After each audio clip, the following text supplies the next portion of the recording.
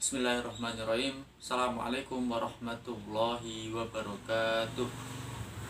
Alhamdulillahirabbil alamin wa bihi nasta'inu ala umuri dunya waddin wa ala alihi wa ashabihi wa man tabi'ahum bi ihsanin ila yaumiddin. Alhamdulillahirabbil alamin.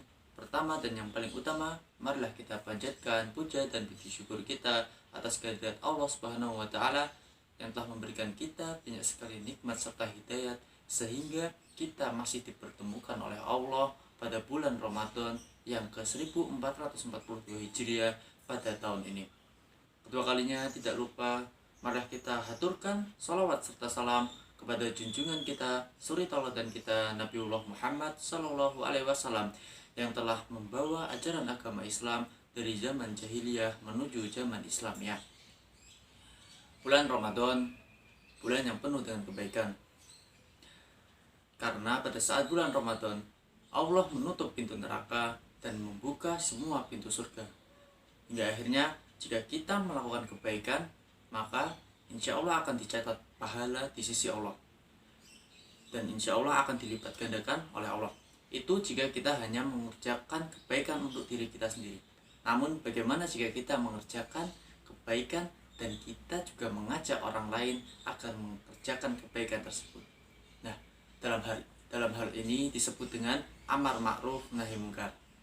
Secara bahasa, amar ma'ruf nahi mungkar. Amar ma'ruf berasal dari kata amar dan ma'ruf yang artinya mengajak kepada kebaikan, mengajak kepada sesuatu yang baik. Sedangkan nahi mungkar adalah mencegah dari yang mungkar, mencegah dari segala keburukan. Seperti halnya dalam firman Allah Quran surat Ali Imran ayat 104, A'udzubillahi minasyaitonirrajim. Wal takum minkum ummatun yad'una ilal khairi wa ya'muruna bil ma'rufi wa yanhauna 'anil munkar wa ulaika humul muflihun. Dan hendaklah ada di antara kalian segolongan umat yang mengajak kepada kebaikan dan mencegah dari keburukan. Dan mereka itu termasuk ke dalam orang-orang yang beruntung. Pada ayat ini dijelaskan bahwasanya Allah memerintahkan kita manusia, terutama umat muslim, agar mengajak seseorang atau mengajak orang lain melakukan kebaikan dan mencegah orang lain dari berbuat maksiat. Ayat ini merupakan dari salah satu dari berbagai dalil yang menjadi landasan seorang kiai, yang pada saat itu kiai tersebut membaca ayat ini hingga akhirnya ingin mendalami apa sih yang dimaksud dengan ayat ini oleh Allah. Nah, kiai tersebut bernama Kiai Haji Ahmad Dahlan. Nah, kemudian akhirnya beliau berdiskusi bersama teman-temannya, menelaah bersama, dan akhirnya menemukan jawaban bahwasanya Allah Subhanahu wa taala itu memerintahkan kita agar melakukan gerakan amar ma'ruf nahi mungkar secara berkelompok atau secara terorganisir, hingga akhirnya beliau pun mendirikan suatu organisasi yang bernama Persyarikatan Muhammadiyah. Nah, kemudian apa sih itu amar ma'ruf nahi mungkar? Misalnya kita melihat teman kita melakukan maksiat, misalnya di siang bolong seperti Ramadan saat ini, kita melihat teman kita melakukan perjalanan menuju ke warung. Nah, kemudian kita hampiri dia.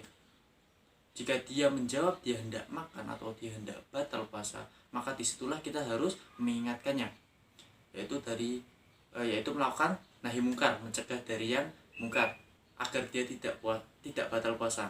Nah, dalam kita mengingatkan teman kita itu ada 3 tahapan penting. Yang pertama yakni secara lisan, yang kedua secara anggota tubuh, dan yang ketiga dengan menggunakan hati. Nah, secara lisannya apa? Secara lisan yakni pertama kita menasihatinya dulu dengan baik-baik bahwasanya kalau batal puasa itu nggak baik. Misalnya kita ingatkan bahwasanya tanggung puasanya tinggal 2 jam lagi atau tinggal 3 jam lagi. Jika kita menggunakan cara yang pertama, kita menasehatinya, akan tapi dia masih belum tergerak hatinya, maka kita menggunakan tahapan yang kedua, yaitu dengan menggunakan anggota tubuh, yaitu dengan tangan kita. Nah, kita ajak dia jalan-jalan, atau kita ajak dia ke masjid, atau kita ajak dia melakukan kebaikan, menyiapkan takjil di masjid atau membersihkan masjid dan sebagainya. Nah, itu bukan hanya sekedar kita nahi mungkar, akan tapi dalam tahapan kedua ini kita udah termasuk melakukan amar ma'ruf, yaitu mengajak dia agar melakukan kebaikan.